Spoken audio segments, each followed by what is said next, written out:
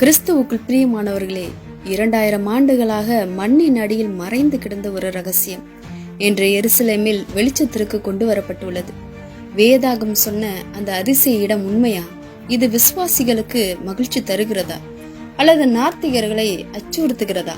இன்று அதை பார்க்க போகிறோம். வேதாகமத்தில் யோவான் சுவிசேஷத்தில் சொல்கிறார், ஒரு குருடன் பிறந்த நாளிலிருந்தே ஒளியை பார்த்ததே இல்லை. அவனுடைய வாழ்க்கை இருட்டில்தான். ஆனால் இயேசு வந்து அவன் கண்ணில் மண்ணை பூசி, நீ சென்று சீலோவா குளத்தில் கழுவிக்கொள் என்றார். அவன் சென்று கழுவி கொண்டபோது முதல் முறையாக வானத்தையும் ஆலயத்தையும் மரங்களையும் வண்ணங்களையும் தெளிவாக கண்டான். அந்த அதிசயம் எருசலேமையே அதிர வைத்தது. ஆனால் பல நூற்றாண்டுகளாக மக்கள் அதை ஒரு கதை என்றும் கற்பனை என்றும் சந்தேகிக்கிறார்கள். யோவான் சுவிசேஷம் வரலாறு அல்ல, கற்பனை என்றார்கள். ஆனால் 2004ஆம் ஆண்டு கழிவு நீர் குழாய் தோண்டி கொண்டிருந்த போது 2 பழைய காலத்து படிகள் வெளிச்சத்திற்கு கிடைத்தது. அறிஞர்கள் ஓடி வந்தார்கள். அது சீலோவா குளம்தான் என்று உறுதி செய்தார்கள். அந்த சிறிய குளம் அல்ல, மாபெரும் குளம். அரை கால்பந்து மைதானத்தை விட பெரியது. யூதர்களும் ரோமர்களும் பயன்படுத்திய நாணயங்கள் கூட அந்த சுவர்களில் கிடைத்தது. அதனால் இது இயேசுவின் காலத்தில் இருந்த குளம்தான் என்று நிரூபிக்கப்பட்டது. அது மட்டுமல்ல, குளத்திலிருந்து நேராக ஆலயத்திற்கு போகும் ஒரு பெரிய சாலை வெளிச்சத்திற்கு கொண்டு வரப்பட்டது. அந்த சாலையில் யாத்ரீகர்கள் சங்கீதம் பாடிக்கொண்டு ஆலயத்திற்கு சென்றார்கள். சற்று கற்பனை செய்து பாருங்கள். அந்த குருடன் புதிதாக கண் திறந்து அந்த சாலையில் ஓடி ஏறுகிறான். இயேசுவோ தம் சீஷர்களுடன் அந்த சாலையில் நடந்திருக்கிறார். இன்று அந்த கற்களில் எண்ணற்ற காலடிகளின் சுவடுகள் இருக்கிறது. இதனால் சந்தேகிக்கிறவர்கள் மௌனமாயிருக்கிறார்கள். குளம் உண்மை, சாலை உண்மை.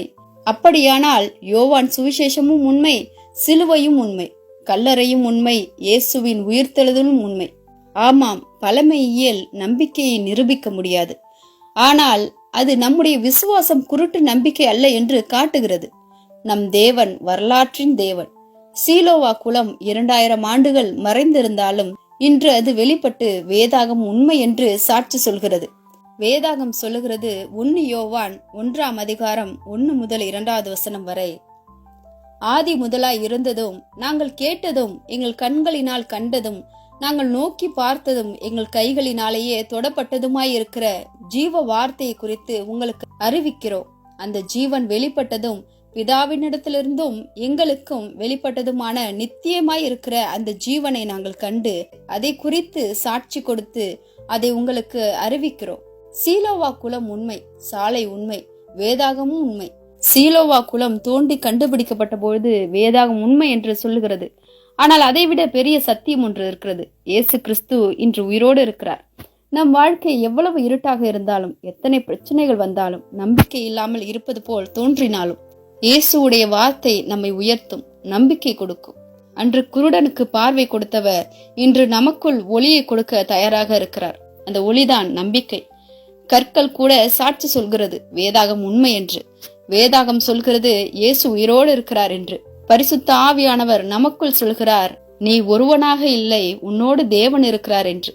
ஆனால் கிறிஸ்துவுக்குள் பிரியமானவர்களே, எந்த கஷ்டம் வந்தாலும் மனம் உடையாதிருங்கள். இயேசுவை நம்புங்கள். அவர் நமக்கு வழியை திறப்பார். நம்பிக்கையுடைய ஒரு புதிய வாழ்க்கையை உங்களுக்கு தருவார். தேவன் உங்களோடு இருந்து உங்களை ஆசீர்வதிப்பாராக. ஆமேன்.